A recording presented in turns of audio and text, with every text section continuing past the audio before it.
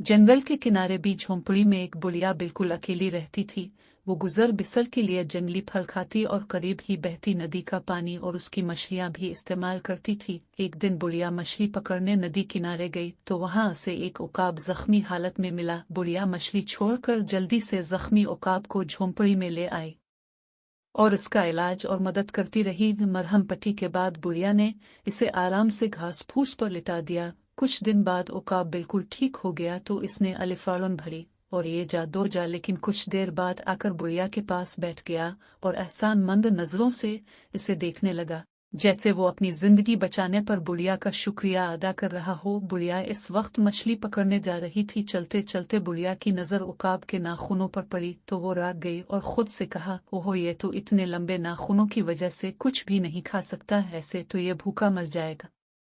ये सोचकर बुढ़िया ने झट उकाब को पकड़ा और वारंटी के एक वार से उकाब के नाखून पंजों समेत काट लिए और मछली पकड़ने चल पड़ी। वापसी पर उसने उकाब को बेसुध पड़े देखा तो मुस्कुराई और खुद से कहा कि सोने दो, बेचारा थका हुआ है। फिर बुढ़िया खुद भी सो गई। शाम को जागने पर उसने देखा कि उकाब इसी हालत में पड़ा हुआ है। वो उकाब के करीब गई। बुढ़िया तो उसे सोता हुआ समझ रही थी, लेकिन उकाब ज्यादा खून बहने की वजह से मर चुका था। बुढ़िया शर्मिंदा सी सर पकड़कर वहीं बैठ गई, लेकिन अब क्या हो सकता था। बुढ़िया की नादानी की वजह से एक कीमती परिंदा अपनी जिंदगी से हाथ धो बैठा था।